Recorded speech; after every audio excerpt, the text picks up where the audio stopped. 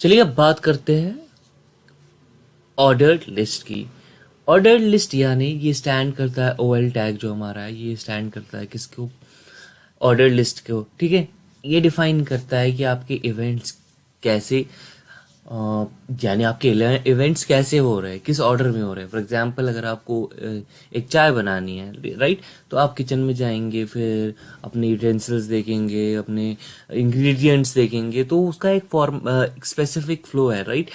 ये just like एक flow chart behave करता है। तो जिस चीज़ का एक फ्लो होगा तो उसको हम एक ऑर्डर लिस्ट में डालेंगे।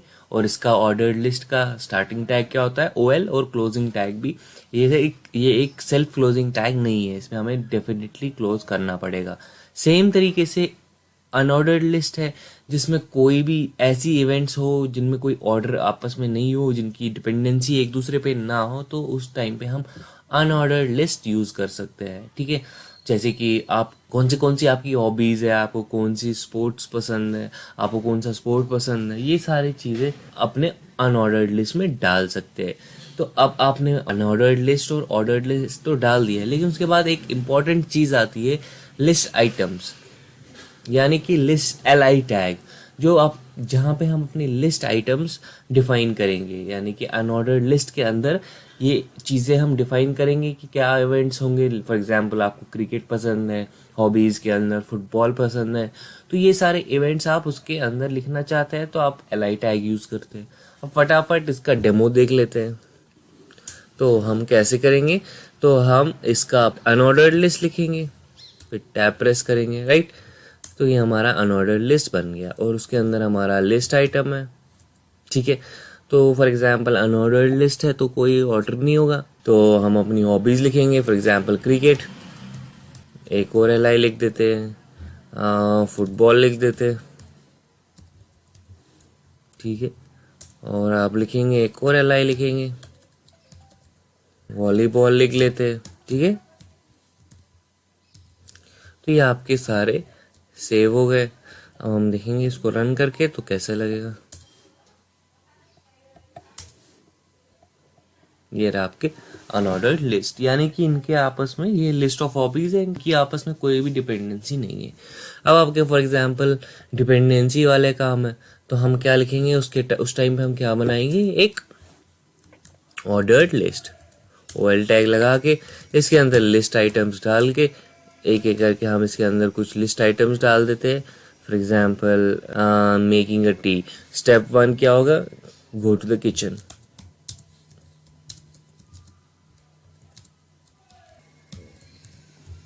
ठीक है, अब स्टेप 2 क्या होगा? उसके बाद find your utensils.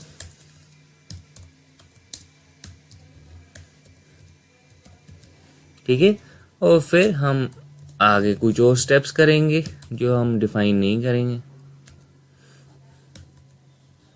Dot dot dot लगा लेते हैं। ठीक है, इसको सेव कर लेते, देख लेते कैसा बनेगा। ठीक है, इसको सेव किया है, देखिए, go to the kitchen, find utensils, उसके बाद आगे के काम करेंगे। तो 1 2 3 करके इसमें एक मार्किंग आएगी। ठीक है, तो इस तरीके से हम अपने ऑर्डर्ड लिस्ट और अनऑर्डर्ड लिस्ट यूज करते हैं। तो अब हम बात करेंगे डिव और स्पैन टैग्स की। बेसिकली अगर हम डिव और स्पैन टैग की बात करें तो इनमें कुछ डिफरेंस नहीं है। इनमें जो मेजर डिफरेंस ये है कि डिव जो है वो ब्लॉक लेवल एलिमेंट है और स्पैन जो है इनलाइन एलिमेंट है। और जब भी हमें किसी ग्रुप ऑफ एलिमेंट्स को टुगेदर, मतलब एक साथ हमें उनको क्लब करना है, राइट, तो हम डिव और स्पैन को यूज करते हैं। अब डिफरेंस क्या है? खाली ये है कि इनलाइन, और एक इनलाइन है, एक ब्लॉक लेवल है। अब क्लब करने का फायदा क्या है? बेसिकली अगर हम लेट सपोज हमारे पास 4-5 पैराग्राफ्स है और हम 3 पैराग्राफ्स को क्लब करना चाहते हैं और उन पे कुछ प्रॉपर्टीज लगाना चाहते हैं, तो हम डिव का यूज कर सकते हैं या स्पैन का यूज कर सकते हैं, depending upon our requirement, right. जैसी हमारी रिक्वायरमेंट होगी तो ये एक्ट करता है एज अ कंटेनर, राइट। और इसका एक फायदा ये है कि अगर आपको किसी पर्टिकुलर एलिमेंट को टारगेट करना होगा या किसी पर्टिकुलर वर्ड को टारगेट करना हो या उस पर स्टाइलिंग लगानी हो, तो उस टाइम पे हम उन पर्टिकुलर वर्ड्स को क्लब कर सकते हैं एक साथ और उनको इनलाइन बना लेंगे। इस टाइम पे हम इनलाइन प्रॉपर्टी को यूज कर सकते हैं। अगर हमें इनलाइन चाहिए तो हम स्पैन टैग को यूज करेंगे। इसी तरीके से डिव और स्पैन में ये डिफरेंस है और ये बेसिकली स्टाइलिंग के काम पे हमें बहुत ही ज्यादा इनका यूज आता है। तो इन नटशेल अगर आपको क्लब करनी है, कोई डिफरेंट डिफरेंट एलिमेंट्स को क्लब करना है एक साथ और उन पे कुछ प्रॉपर्टीज लगानी है, you should go for div tag या span tag depending upon your requirement. अब इस चीज का डेमो देखते हैं। अब हमारे पास ये ऑर्डर्ड लिस्ट है और अनऑर्डर्ड लिस्ट है, ठीक है। अब मैं अगर इनको div टैग के अंदर डालूं दोनों को, ठीक है, इनको मैंने दोनों को div टैग के अंदर डाल दिया और अब मैं चाहता हूं कि मैं इन दोनों पे कुछ स्टाइलिंग करूं। फॉर एग्जांपल, अब स्टाइलिंग की बात यहाँ करें तो थोड़ी सी प्रॉपर्टी चेंज कर देते हैं, कलर प्रॉपर्टी चेंज कर देते हैं स्टाइल एट्रीब्यूट लगा के, ठीक है। स्टाइल कलर यानी कि टेक्स्ट कलर जो हम इसका रेड कर देते हैं, ये थोड़ी सी स्टाइलिंग कर देते हैं, हमें इसके ऊपर ज़्यादा डिटेल में जाने की ज़रूरत नहीं है। बस मैं ये दिखाना चाहता हूँ कि इस डिव के अंदर ये जो दोनों लिस्ट आइटम्स है, ये जो दोनों लिस्ट है, अनऑर्डर्ड लिस्ट और ऑर्डर्ड लिस्ट, इनकी टेक्स्ट के कलर दोनों के रेड हो जाएंगे। यानी कि मैंने इनको ग्रुप कर दिया, इनको एक ही साथ ग्रुप कर दिया और ये अब एक्ट करेंगे एज अ कंटेनर। क्यों? क्योंकि ये डिव के इनसाइड है, राइट। तो ये डिव के अंदर है, तो इसीलिए हम अगर कोई भी चेंजेस करेंगे, कोई भी CSS प्रॉपर्टी लगाएंगे तो दोनों पे लग जाएगी, ठीक है। थोड़ा सा इसको इंडेंट कर देते हैं तो आपको इस चीज की क्लैरिटी आ, ठीक है। सेव कर देते हैं। अब देखिए कैसे आ जाती है इसकी, देखिए दोनों की जो टेक्स्ट कलर है वो रेड हो गए। अब सिमिलरली स्पैन टैग भी ऐसे ही होगा, स्पैन भी ऐसे ही बिहेव करेगा, लेकिन उनमें उसमें हम इनलाइन, जितने भी सारे इनलाइन एलिमेंट्स होंगे, ये एक इनलाइन एलिमेंट है, ठीक है। बाकी एज इट इज ये सेम ही इसका काम होगा। अब आगे बढ़ते हैं। अब इमेज टैग की बात करें और एंकर टैग की बात करें। इमेज टैग क्या चीज, किसकी चीज के काम आता है? जब भी आपको कोई भी इमेज आपको अपलोड करनी होगी अपने वेबसाइट में, तो आप इमेज टैग का यूज करेंगे। फिर से ये जो है इमेज टैग जो है, ये एक सेल्फ क्लोजिंग टैग है, ठीक है। इसको आपको क्लोज करना एक्सप्लिसिटली नहीं, ज्यादा जरूरी नहीं है, ठीक है। तो आप क्या लिखेंगे? आप अपना इमेज लिखेंगे, इमेज टैग, और उसके बाद आप सोर्स डालेंगे। इंटरनेट पे खोलिए कुछ, लेट सपोज हम डॉग्स की इमेज, डॉग्स इमेज उठाएंगे तो ये एक डॉग है, तो इसका एड्रेस करेंगे, इस इमेज का एड्रेस कॉपी करेंगे और हम जाएंगे वापस अपने सबलाइन में और यहाँ पे पेस्ट कर देंगे, ठीक है। तो ये इमेज का URL आ गया, सोर्स आ गया इमेज का। अब क्या करेंगे? इसको सेव करेंगे, ठीक है। अब इसको रन करेंगे तो ये देखिए ये इमेज आ गई।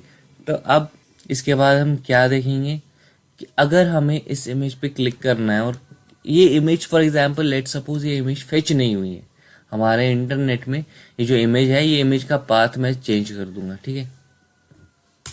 लेट सपोज लेट्स ये मिटा देते, ठीक है।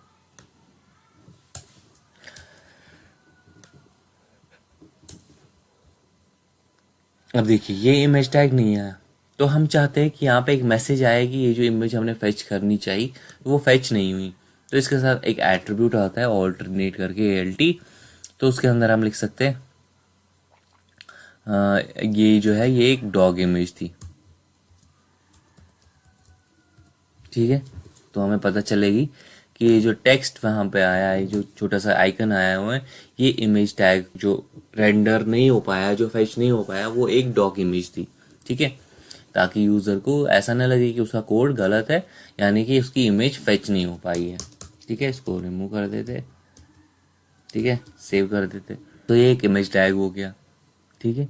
अब आगे बढ़ते हैं। अब एंकर टैग की बात करें तो एंकर टैग कैसे काम करता है?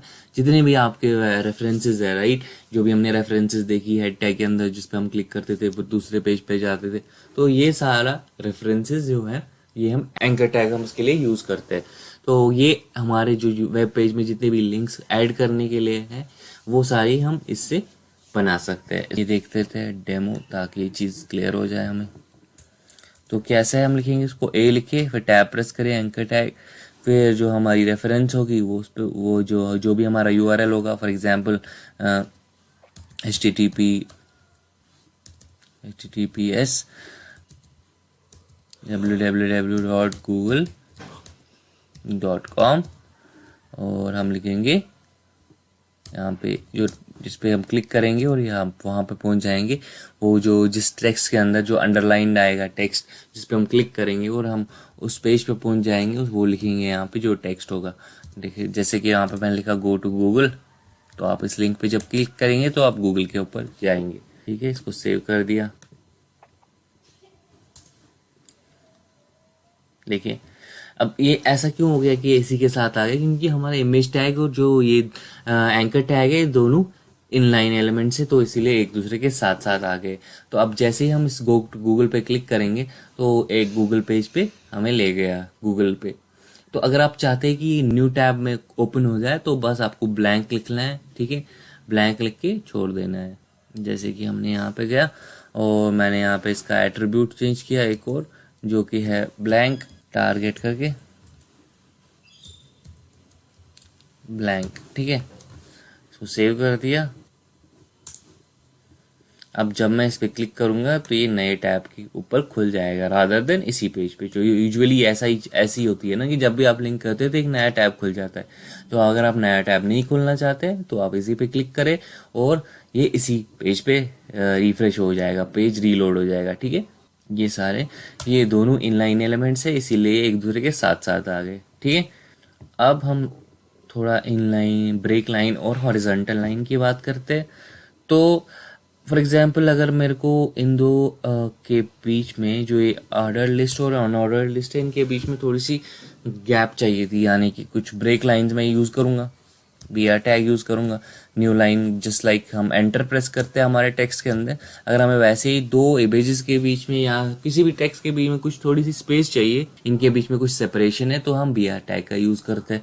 तो इसको मैंने जब सेव किया और उसको मैं रन करने की कोशिश करूँगा, यहाँ पे देखिए कितनी स्पेस आ गई ना यहाँ पे। अब हमारे ऑर्डर लिस्ट और अनऑर्डर लिस्ट जो है, जो साथ में थे और ये इमेज टैग्स के साथ में था, तो इसके बीच में थोड़ी सी ये आ गई, स्पेस आ गई। और अगर हमें ये भी नहीं चाहिए, हम चाहते हैं कि इनके बीच में एक हॉरिजॉन्टल लाइन आए, तो हम किस टैग का यूज़ करेंगे? HR टैग का यूज़ करेंगे। ठीक है, HR टैग यूज़ हो गया और उसको जब रन किया हमने, ठीक है, तो ये देखिए हॉरिजॉन्टल लाइन आ गई थ्रू आउट। ठीक है,